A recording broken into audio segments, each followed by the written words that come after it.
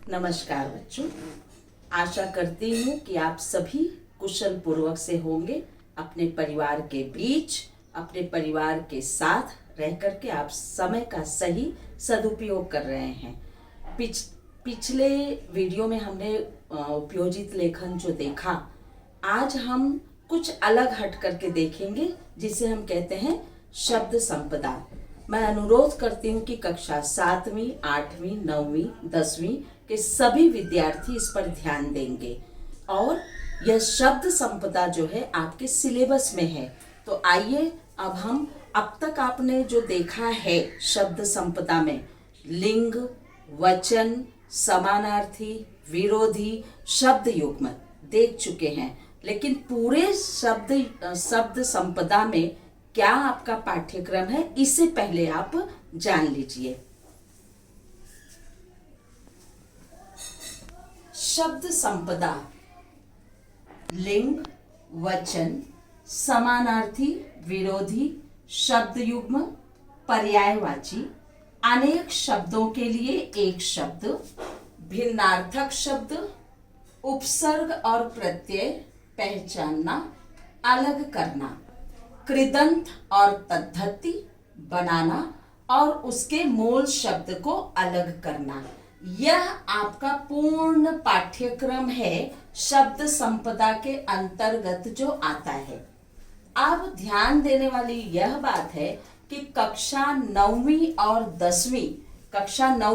10वीं के विद्यार्थियों को यह समझ लेना अति आवश्यक है कि ये जो शब्द संपदा का सिलेबस है, यह आपके प्रश्न नंबर 1, प्रश्न नंबर 2, प्रश्न नंबर 3 में पूछा जाता है। मतलब पद्य विभाग, गद्य विभाग और पूरक पठन विभाग में शब्द संपदा के ही प्रश्न पूछे जाते हैं।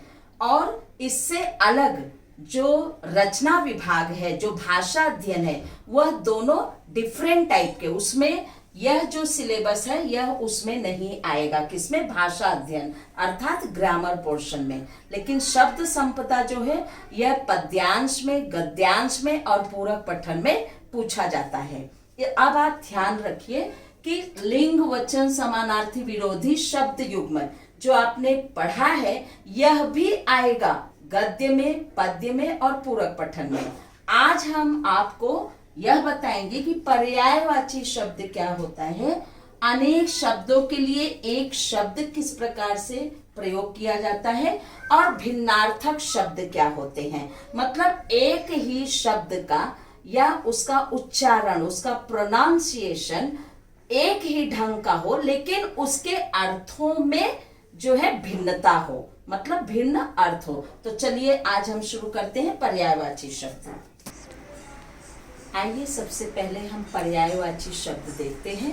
पर्यायवाची शब्द का अर्थ होता है कि ऐसा शब्द जिसका अर्थ एक से ज्यादा हो, एक से उसके कई पर्याय शब्द हो, उसी के समान जो है उस शब्द के कई अर्थ निकले। एक से ज्यादा अर्थ निकलने वाले शब्दों को हम कहते हैं पर्यायवाची शब्द। मतलब उसका पर्याय क्या है, उसके अलावा हम किन शब्दों को इस्तेमाल कर सकते हैं। जैसे शिक्षिका तो अध्यापिका भी हम कह सकते हैं।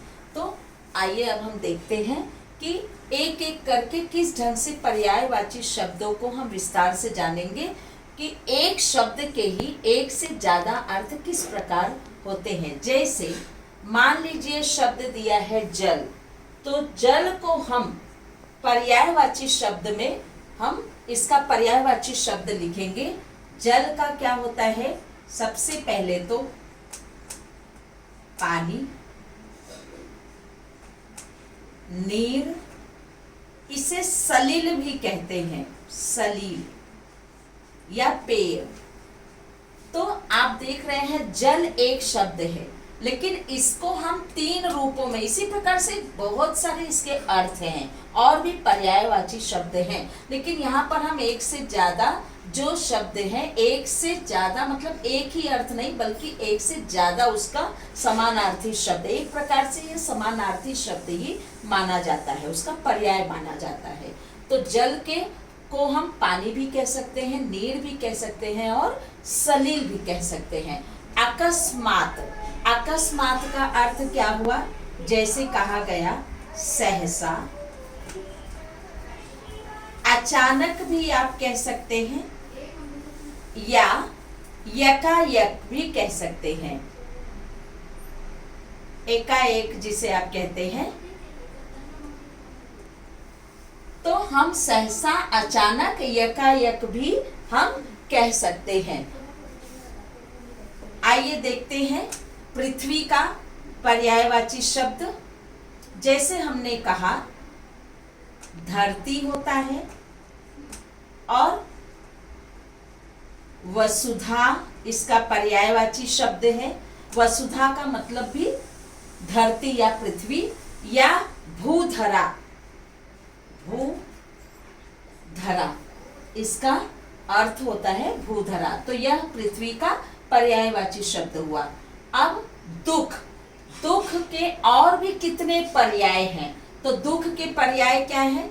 जैसे हमें बहुत दुख पड़ा है तो उसका पर्यायवाची क्या शब्द है? कष्ट, पीड़ा और वेदना। वैसे ही घर, घर को और हम क्या कह सकते हैं?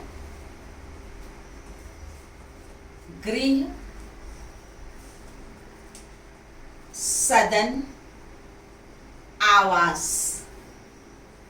आप देख रहे हैं कि इन सारे शब्दों के समानार्थी शब्द, मतलब इसके पर्याय में, इसके अलावा हम इस शब्दों को और क्या क्या कह सकते हैं?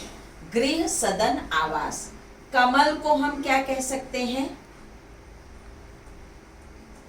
सरोज कह सकते हैं, पंकज कह सकते हैं और नीरज भी कह सकते हैं।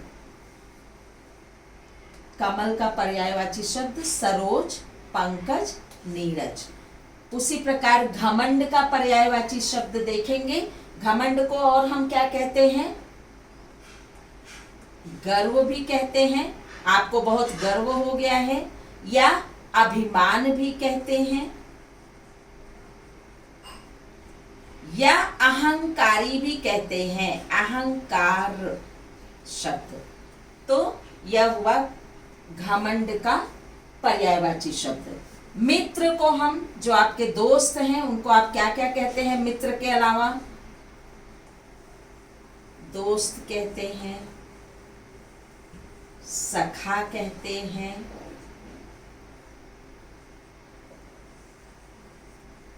बंधु भी कह सकते हैं कि ये मेरे बंधु, बंधुत्व हैं, दोस्त, सखा। आइए अब आगे बढ़ते हैं। प्रेम, प्रेम का हम पर्यायवाची क्या लेंगे? क्या कह सकते हैं प्रेम को और भी? स्नेह, ममता, बहुत ममता है मेरी आप लोगों के ऊपर, या बहुत ही प्यार है, हमें आप लोगों से बहुत ही प्यार है, हमें आप लोगों से बहुत ही प्रेम है, हमें आप लोगों के प्रति बहुत ही स्नेह है। तो प्रेम का पर्यायवाची स्नेह, ममता और प्यार। मृत्यु, हम इसे मृत भी कहते हैं, देहांत भी कहते हैं और निधन या मरण भी कह सकते हैं। तो मृत्यु का पर्यायवाची मृत, देहांत, निधन या हम मरण भी कह सकते हैं। रात्रि, अब रात्रि को हम क्या क्या कह सकते हैं? निशा, रजनी, रात, यह भी कह सकते हैं, या रैन भी कह सकते हैं। माता को हम क्या कह सकते हैं? जैसे आप माता, अपनी माँ को माँ बुलाते हैं, वही माता, तो उसका पर्यायवाची एक तो माँ ही ले लीजिए, एक जननी ले लीजिए, एक प्रसु ले लीजिए, या फिर हम उन्हें अम्बा भी कह सकते हैं। माता का पर्यायवाची माँ, जननी, प्रसु मतलब जो जन्म देती हो उसे प्रसु भी कहते हैं, या अम्बा भी कह सकते हैं। मनुष्य, जो एक मनुष्य जिसे ह्यूमन बींग्स कहते हैं उसे, और उसका पर्यायवाची, उसका सरल अर्थ, उसके ही पर्याय में और क्या क्या हम कह सकते हैं? आदमी,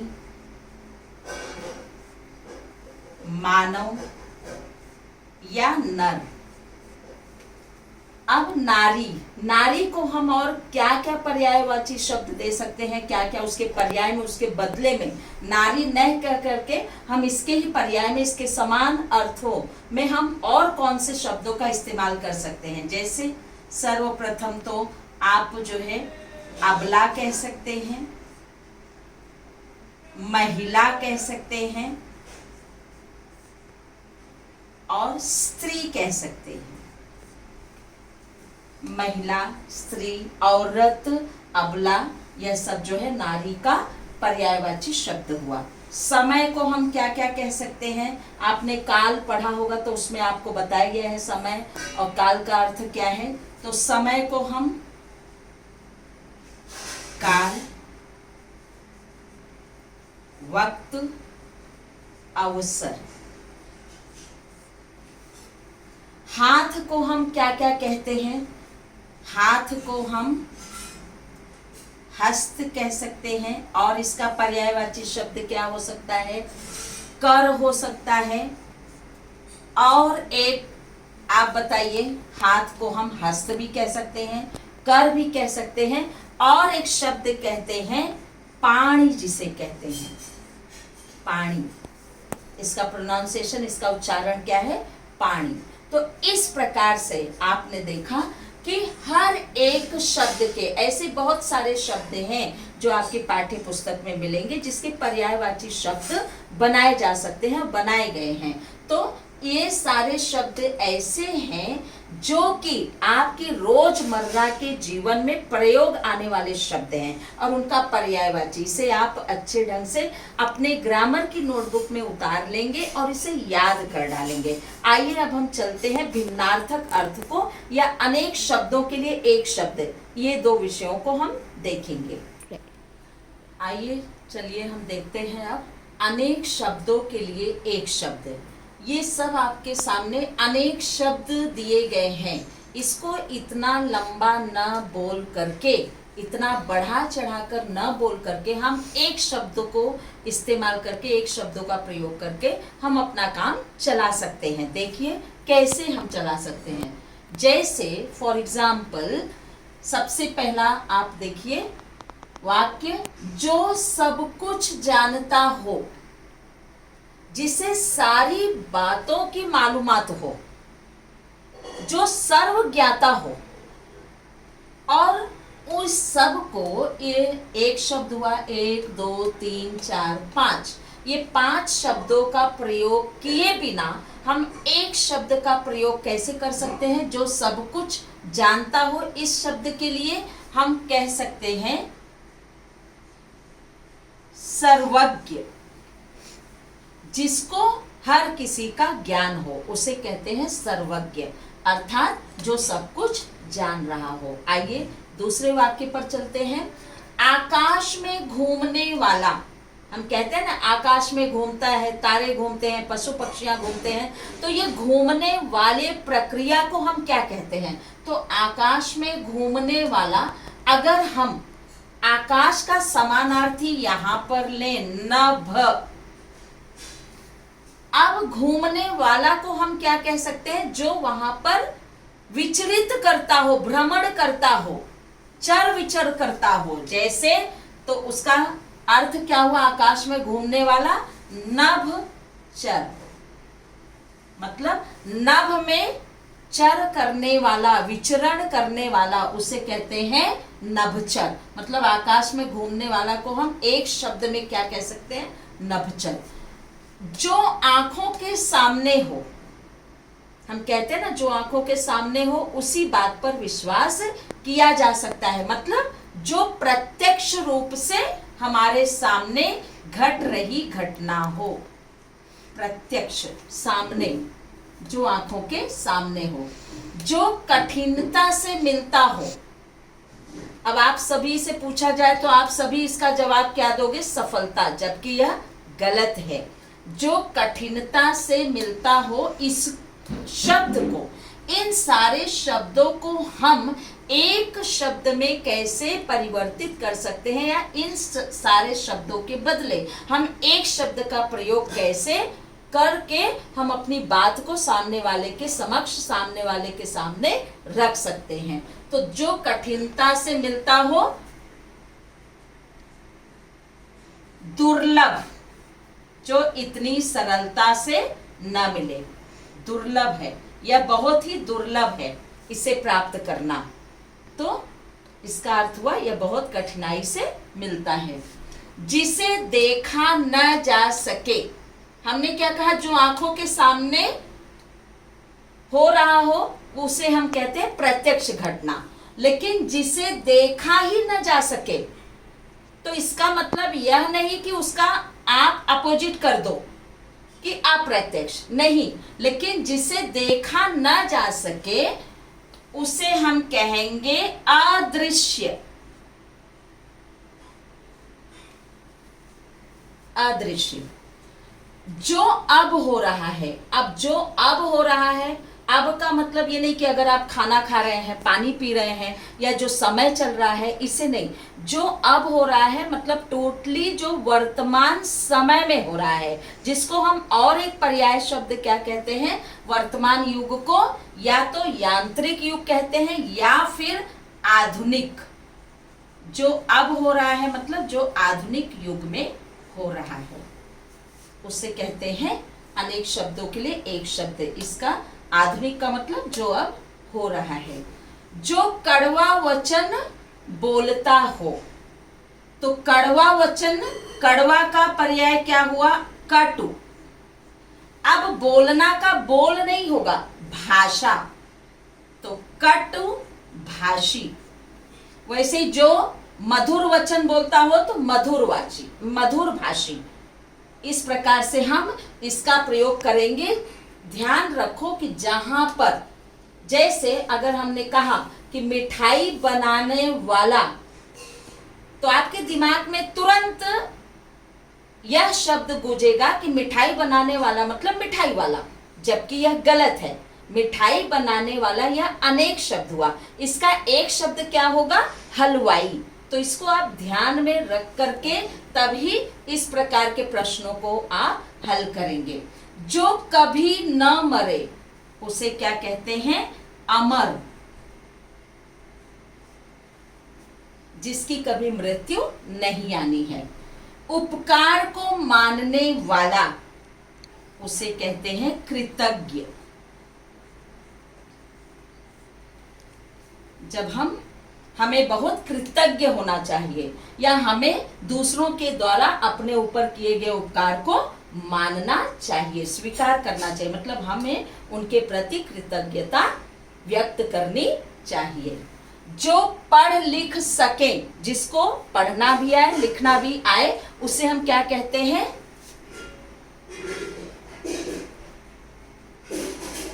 साक्षर।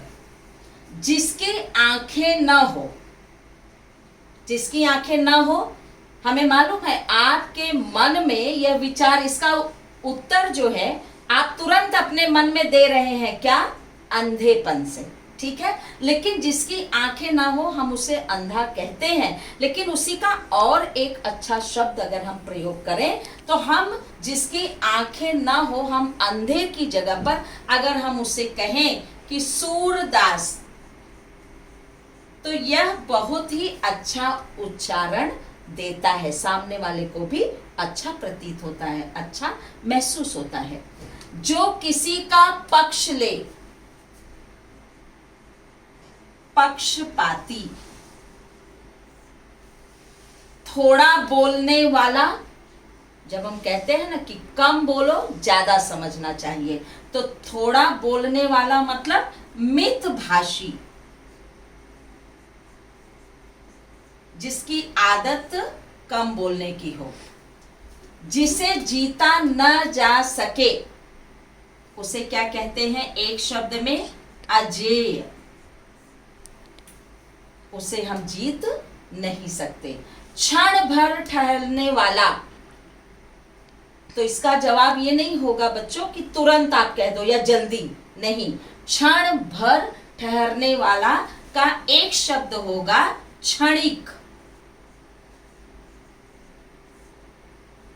तो इस प्रकार से अनेक शब्दों के लिए एक शब्द, तो यह भी आपके पद्यांश में, गद्यांश में, पूरक पठन में पूछा जा सकता है कि ऐसे पैसेज दिया जाएगा, उसमें से आपको कहा जा सकता है कि पक्षपाती के लिए कौन सा अनेक शब्द का प्रयोग किया गया है, या कोई अनेक शब्द दिए जाएंगे एक साथ ही 4-5 शब्दों को, इसका एक शब्द लिखिए। इस प्रकार से आपको प्रश्न में पूछा जाएगा। चलिए अब हम देखते हैं आगे का विषय। चलिए देखते हैं अब आज हम भिन्नार्थक शब्दों को, कि एक ही प्रकार का शब्द उसके उच्चारण में, उसके प्रोनाउंसिएशन में थोड़ा सा फर्क होने के कारण उसके अर्थों में बहुत ही ज्यादा अंतर आ जाता है, उसके अर्थ में बहुत ही ज्यादा डिफरेंसेस आ जाते हैं, थोड़े से उच्चारण के हेर फेर से, अदल बदल करने से। तो चलिए देखते हैं। सबसे पहले जैसे शब्द कहा गया आदि, जिसे आप कहते हैं अदरक या जिंजर, तो शब्द कहा गया आदि, तो उसका अर्थ हुआ अभ्यासी, जो अभ्यास करता हो वह उसका आदि हो गया है। अभ्यास करता हो, नित रक्त वह प्रैक्टिस करता है, उसे अभ्यासी कहेंगे। लेकिन अगर कहा गया इसी आदि को बड़ी ई की मात्रा ना लगा करके द पर छोटी ई की मात्रा अगर लगा दिए तो इसका उच्चारण थोड़ा सा अलग होगा। जहां ये आदि था वहां पर ये आदि हो जाएगा, और इसका अर्थ जो है अभ्यासी न रह करके क्या हो जाएगा, आरंभ। किसी चीज का जब हम आरंभ करते हैं मतलब उसे कहते हैं आदि। उसी प्रकार से आइए, एक तरफ ग्रह, ग्रह उच्चारण है तो उसका अर्थ हुआ नक्षत्र, तो ग्रह का अर्थ नक्षत्र हुआ। लेकिन उसी ग्रह पे र की मात्रा न लगा करके अगर री की मात्रा लगा दी गई तो ग्रह का गृह हो गया। कई बार आप गलत बोल देते हैं, गृह को ग्रह पढ़ देते हैं, तो उसके दोनों के अर्थों में भिन्नता आ जाती है। तो यहाँ पर ग्रह का मतलब नक्षत्र हुआ, लेकिन जब हम गृह लिखते हैं, ग पर री की मात्रा लगाते हैं और ह का प्रयोग करते हैं, तो इसका मतलब हो जाता है घर या सदन। गृह का मतलब घर, सदन, जो कि आप पर्यायवाची में पढ़ चुके हैं। उसी प्रकार से शब्द दिया गया क्षिति, तो क्षिति का अर्थ होता है पृथ्वी। पृथ्वी को हम क्षिति भी कहते हैं, तो क्षिति का अर्थ हुआ पृथ्वी। लेकिन अगर यही छोटी की मात्रा क्ष पर हटा दिया गया और त पर रहने दिया गया तो इसका मतलब होता है हानि।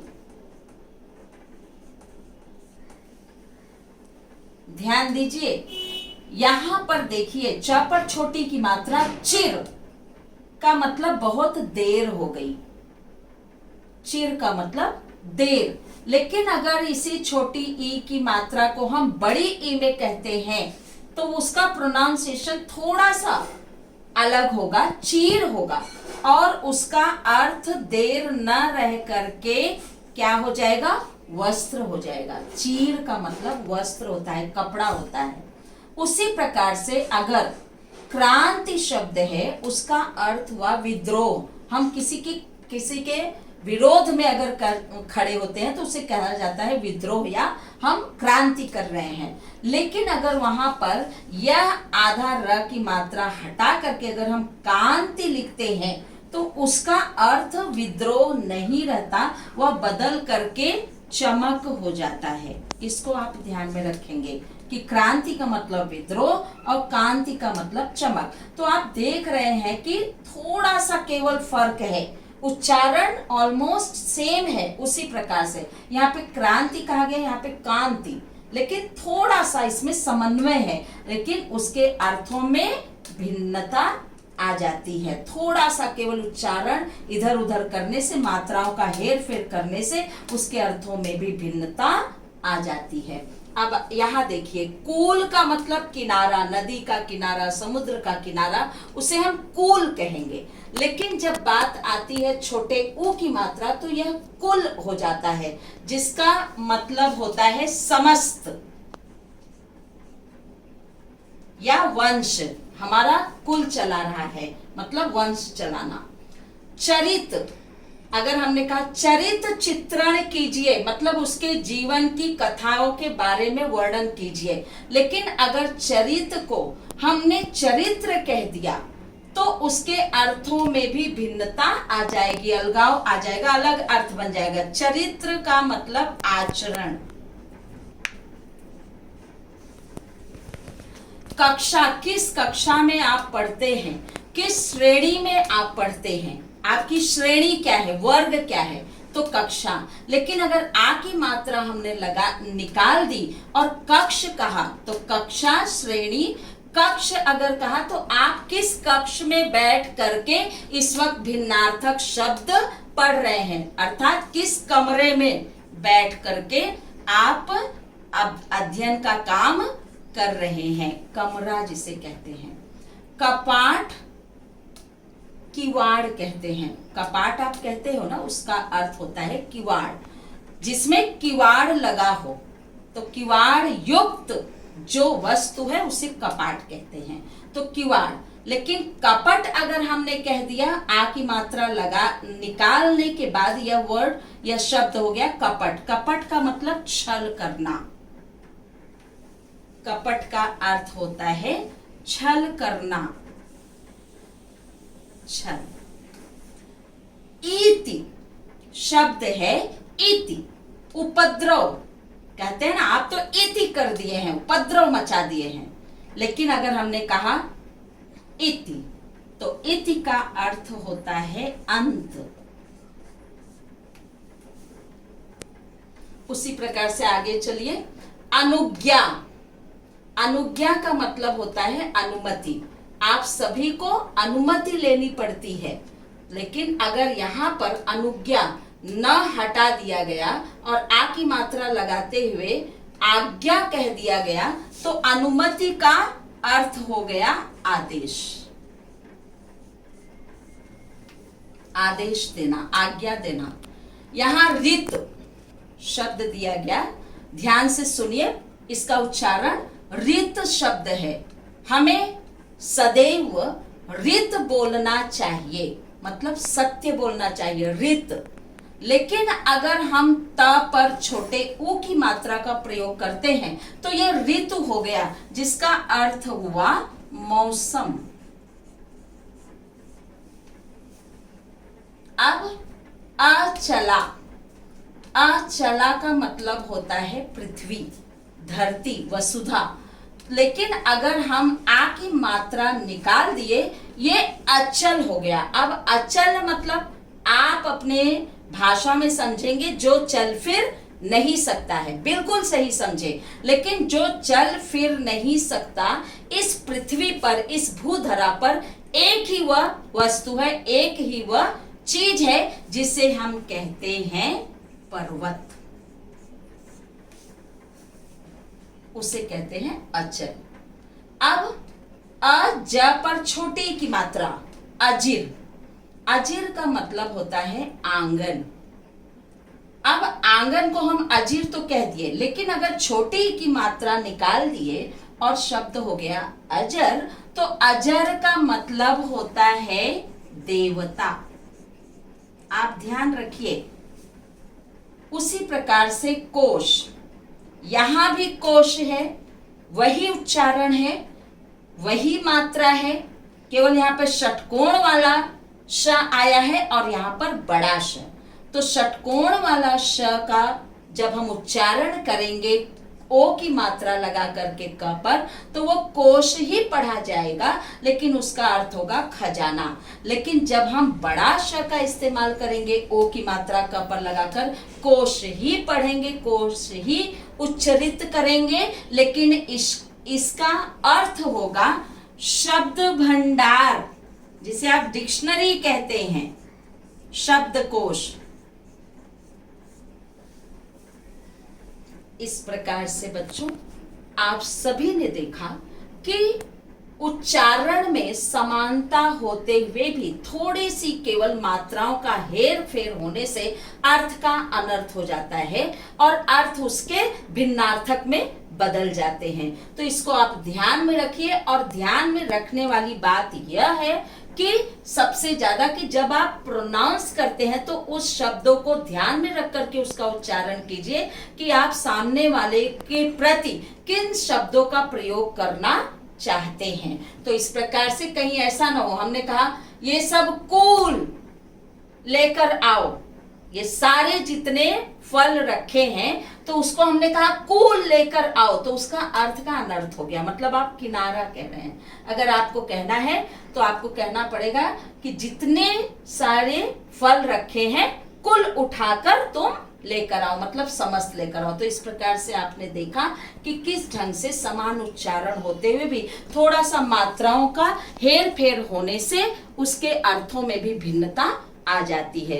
तो कक्षा 7वीं, कक्षा 8वीं, कक्षा 9वीं, कक्षा 10वीं के विद्यार्थियों से मेरा अनुरोध है अपने व्याकरण की नोटबुक में आप इन शब्दों को उतारेंगे सुंदर और स्वच्छ अक्षरों में, इसे अच्छे ढंग से लिखते हुए इसे याद कर डालेंगे और अपने जीवनचर्या में जब जो भी आप हिंदी का प्रयोग करते हैं उम्मीद करती हूं कि आप सही शब्दों का इस्तेमाल करेंगे। नहीं तो हो सकता है कि आप कुछ और कहें और सामने वाला उसका कुछ और अर्थ समझ जाए। इसी के साथ आज का लेक्चर समाप्त होता है। नमस्कार बच्चों, धन्यवाद। घर पर रहिए, सुरक्षित रहिए, स्वस्थ रहिए।